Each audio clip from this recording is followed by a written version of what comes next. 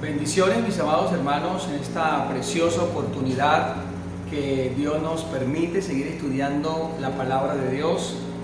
Hemos venido en una serie estudiando la carta del apóstol Pablo a los Efesios, una carta preciosa que tiene grandes riquezas doctrinales, que tiene grandes bendiciones que debemos conocer y saber que es a través de Cristo que hemos sido bendecidos.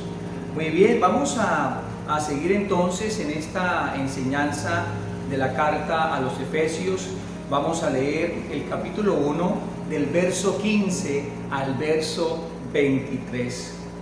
Y dice la palabra de Dios: por esta causa también yo, habiendo oído de vuestra fe en el Señor Jesús y de vuestro amor para con todos los santos, no ceso de dar gracias por vosotros, haciendo memoria de vosotros en mis oraciones, para que el Dios de nuestro Señor Jesucristo, el Padre de gloria, os dé espíritu de sabiduría, de revelación en el conocimiento de Él, alumbrando los ojos de vuestro entendimiento, para que sepáis cuál es la esperanza a que Él os ha llamado, y cuál es la riqueza de la gloria de su herencia en los santos, y cuál la supereminente grandeza de su poder para con nosotros los que creemos, según la operación del poder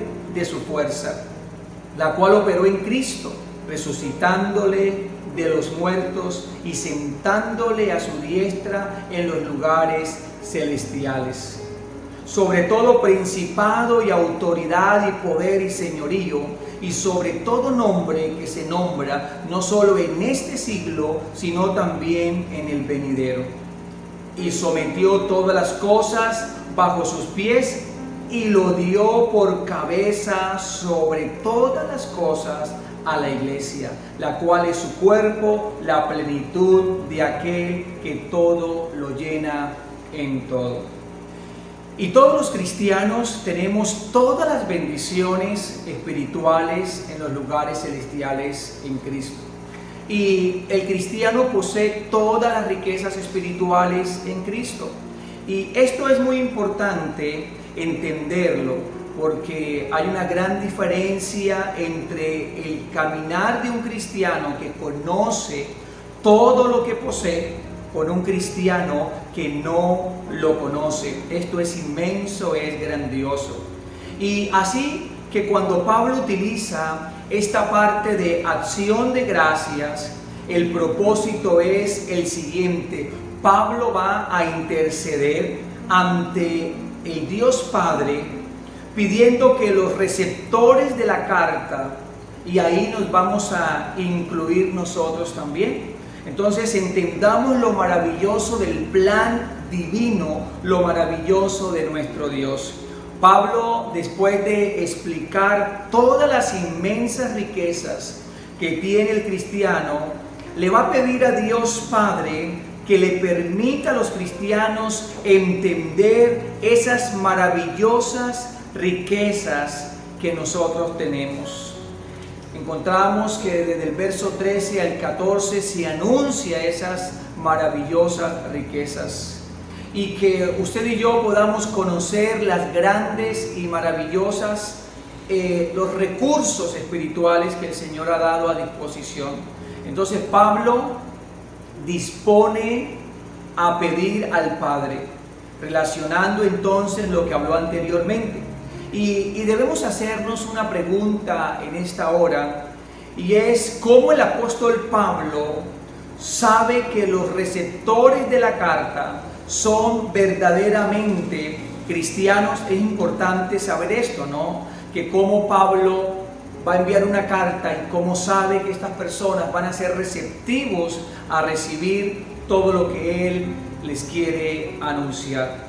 Y Pablo se encontraba en la cárcel en Roma, y le había llegado noticias de las iglesias que se encontraban en Asia Menor, y dentro de esas noticias que llegaban de aquellas iglesias hay dos indicios hay dos distintivos muy importantes para que Pablo tuviese la seguridad de que aquellos de los cuales les estaba escribiendo realmente eran cristianos. Y en el verso 15 dice la palabra: por esta causa también yo, habiendo oído de vuestra fe en el Señor Jesús. Aquí encontramos el primer indicio de que esos hermanos, esos cristianos realmente eran verdaderos. Y dice entonces que ellos profesaban la fe en Jesucristo. Y esto es una expresión muy importante, muy profunda. De pronto, en el tiempo en el cual vivimos, o en el siglo XXI en el cual estamos, el decir creer en Cristo, creer en Dios, todo el mundo lo hace.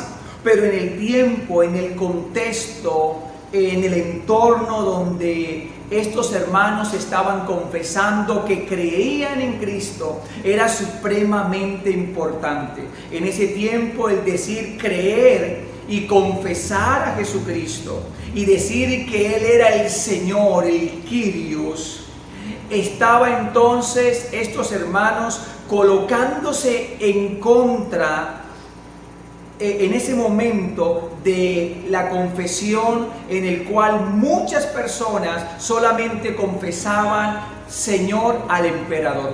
Al decir Señor y que creían en el Señor, estos hermanos estaban en contra de lo establecido por el Imperio Romano. Y cuando Pablo escucha que los receptores a los que se le va a enviar esta carta confiaban en el Señor Jesucristo, estaban demostrando un distintivo particular, donde estaban decididos a entregar su vida, a estar dispuestos aún a morir por causa del Señor, de ese amo, de ese dueño de sus corazones.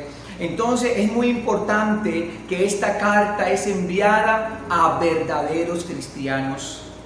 Y el segundo indicio que podemos encontrar, y aquí lo vemos en el versículo 15, y dice que no solamente él había oído de vuestra fe en el Señor Jesús, sino de vuestro amor para con todos los santos. Entonces, otra referencia, otro distintivo para saber que esa carta iba a ser receptiva a estos hermanos en Cristo, era que entre ellos se amaban.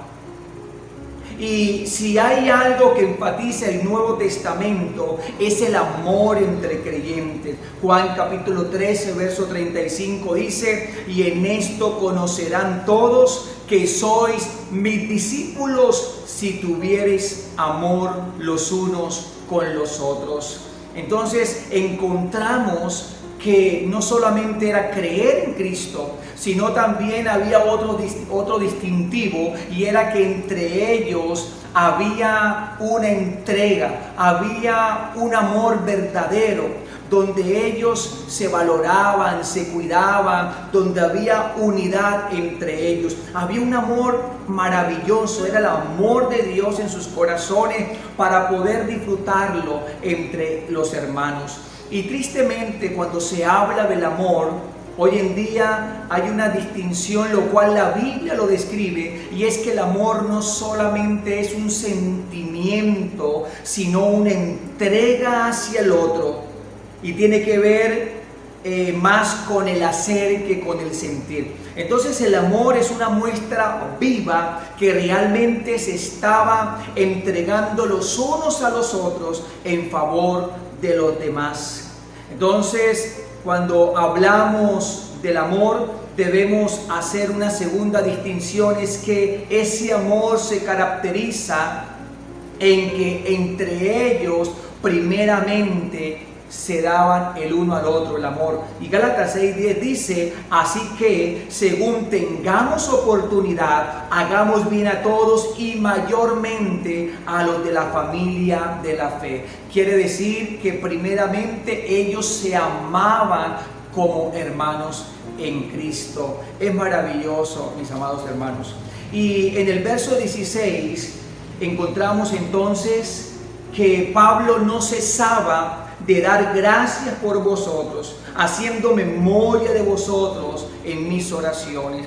Y esta es una espectacular expresión y es muy correcta lo que Pablo está diciendo aquí, porque Pablo está dándole gracias a Dios por la grandeza del llamado de los verdaderos cristianos, de ese llamado que el Señor entonces ha puesto en ellos. Y esto es como un preámbulo de lo que el apóstol iba a pedir a Dios.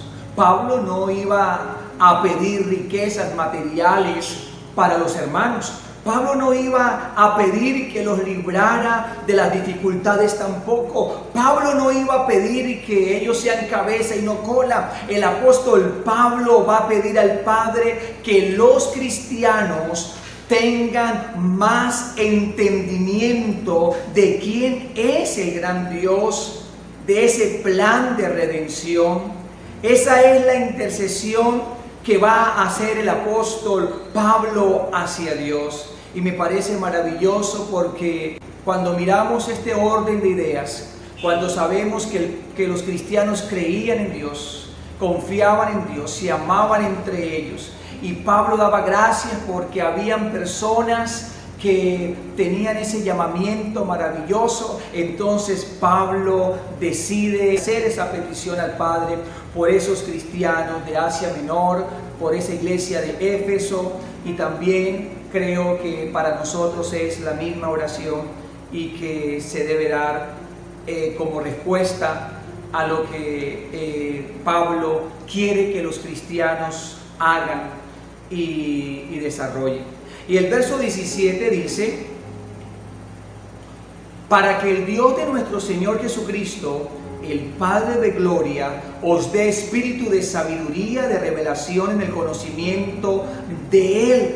Entonces Pablo no pide por una bendición plena, porque es imposible recibir una bendición más plena, porque Dios ha dado todas las bendiciones y todas las riquezas espirituales. Entonces lo que Pablo está pidiendo es que ellos puedan apreciar con más profundidad las verdades del maravilloso Dios que tienen y de ese plan maravilloso de redención antes mencionado. Básicamente entonces Pablo está pidiendo que ellos sepan quién es Dios y lo que Dios ha hecho por ellos. Entonces es importante de que muchos están pidiendo por bendiciones nuevas, olvidando aparentemente el hecho que Dios ya los ha bendecido en Cristo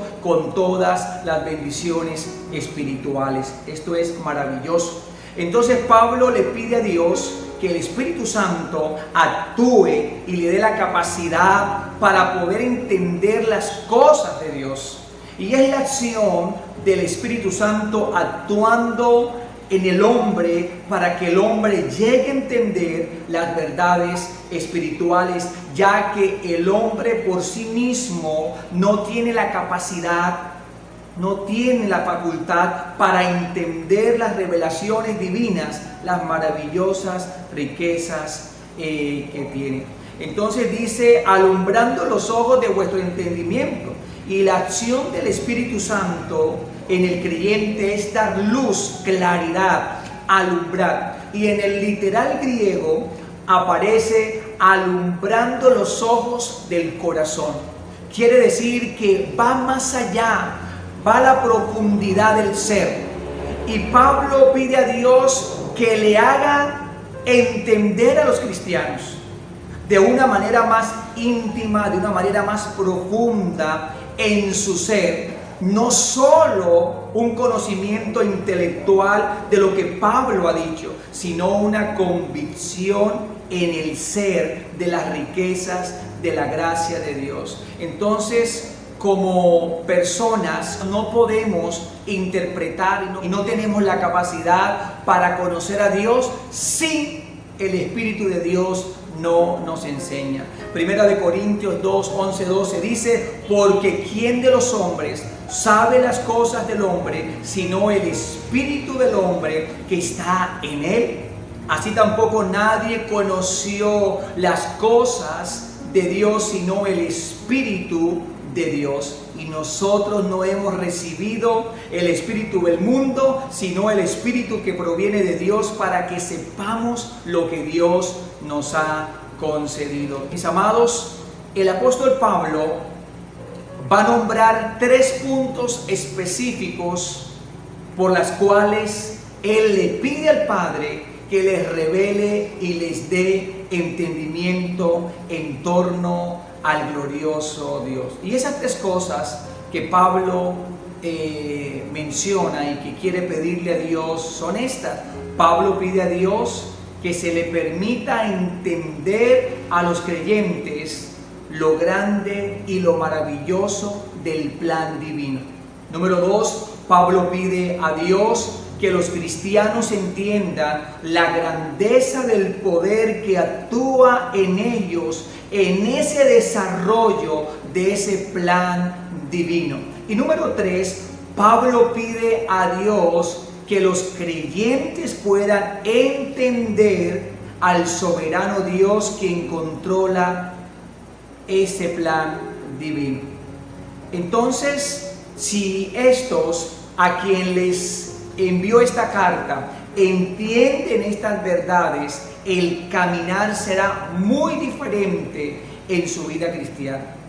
Y miramos que muchos cristianos no están andando de la manera correcta, porque no conocen las verdades espirituales, porque no han concebido en su corazón esas verdades, porque no las comprenden. Y por eso vemos cristianos buscando bendiciones en lugares, yendo a personas, buscando recursos por aquí, buscando bienestar por allá, cuando el Señor nos ha dado las grandiosas, magníficas y preciosas promesas y bendiciones espirituales más grandes que todos podemos tener.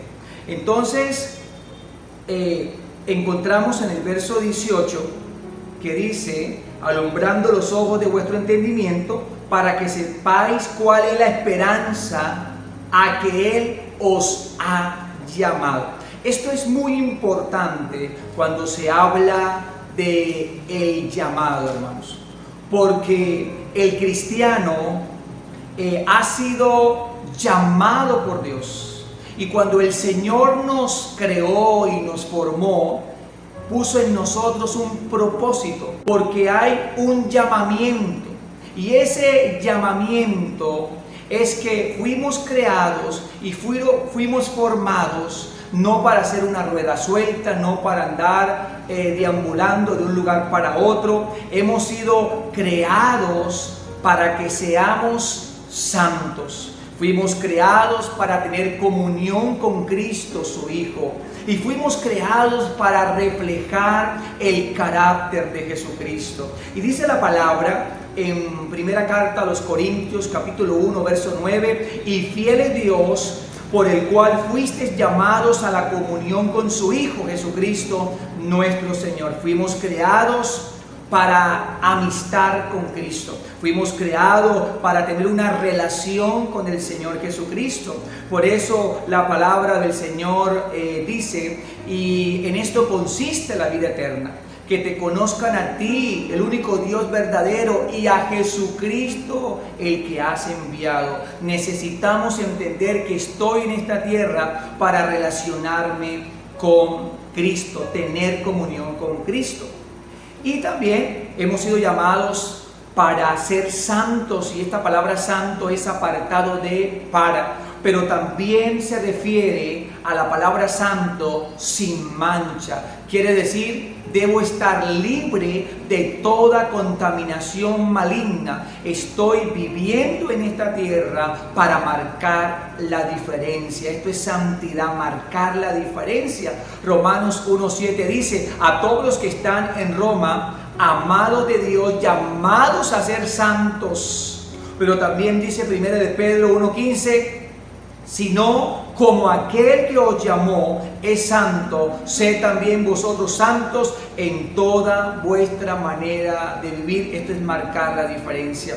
Y debemos desarrollar el carácter de Cristo, parecernos al Señor. O sea que tenemos un propósito maravilloso. Esa es la esperanza de ese llamamiento. El Señor nos llamó para andar en comunión, para vivir en santidad y para desarrollar el carácter de la persona de Jesucristo. Esto es magnífico. Pero también encontramos entonces como segundo punto, y estuvimos mirando que habían tres cosas muy puntuales que Pablo estaba pidiendo.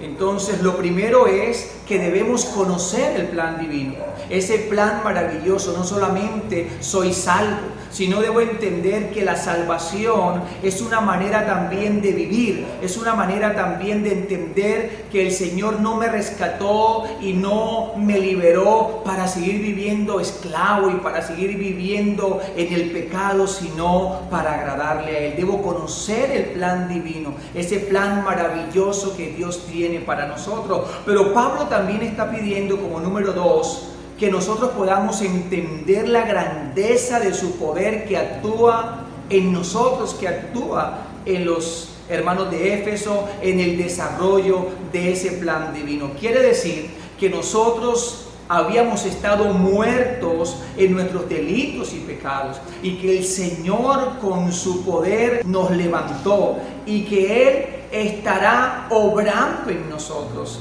y que entendiendo que el mismo que comenzó la buena obra la terminará, la perfeccionará, porque el Señor no nos iba a dejar tirados. Él nos tomó y comienza a hacer un trabajo en nosotros de perfeccionarnos, de moldearnos a la imagen de Jesucristo. Entonces Pablo pide a Dios que los cristianos entiendan esa grandeza de su poder. Esto es enorme. Entonces Pablo pide a Dios que los creyentes conozcan que el poder que actúa en nosotros, que actúa también en los hermanos, que estaba actuando en los hermanos de Éfeso, y Pablo utiliza 4 sinónimos para hablar de este poder. Es decir, entonces habla de dinamus, habla de energía, habla de kratos y ischius. Quiere decir que el creyente debe conocer que el poder divino en cuanto a la voluntad de Dios en él, que este poder está en función de los cristianos. Nosotros debemos saber que estamos guiados por el Espíritu Santo para hacer su voluntad, y que en el proceso que estemos viviendo en la fe, el Señor buscará que su voluntad esté operando en cada uno de nosotros. Pablo no está orando para que se reciba poder. Lo que Pablo está diciendo es que ese poder que actúa en ellos va a cumplir el propósito por el cual Dios Padre los ha llamado, para transformar sus corazones, para que ellos vivan haciendo la voluntad de Dios, para que ellos agraden al Señor Dios Todopoderoso. Y Pablo pide como número 3 que los creyentes puedan entender al soberano Dios, quien controla ese plan divino. Eso lo habla el verso 20 y el verso 21 de la lectura. Entonces, el soberano Dios es el Señor que gobierna todo el universo y que va a llevar a fin el propósito que tiene con sus elegidos. Esto es hermoso. Y habla que sobre todo principado y autoridad y poder y señorío. Estas son palabras que se utilizan en el Nuevo Testamento para referirse a seres angelicales, tanto como seres angelicales como también demonios. Y el apóstol Pablo pide a Dios que los creyentes entiendan que esos seres angelicales o esos demonios están por debajo del poder del Señor Jesucristo y que están sometidos a sus pies, y que ese era el poder que comenzaba a surgir en esa región de Asia Menor. Pero Pablo quería decirles que no existe un ser que esté a nivel de la persona de Cristo, nuestro Salvador. Y sometió todas las cosas bajo sus pies y lo dio por cabeza sobre todas las cosas a la iglesia. Esta es la cúspide de lo que Pablo quería que entendiera en Asia Menor.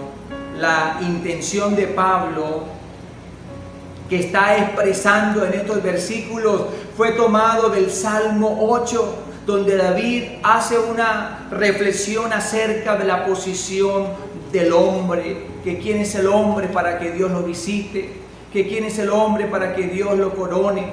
Entonces Cristo domina sobre toda la creación y entendemos que Cristo tiene los derechos de todo lo creado. Él es el primogénito de la creación y entendemos que como primogénito, que de Él pertenecen todos los derechos de la creación.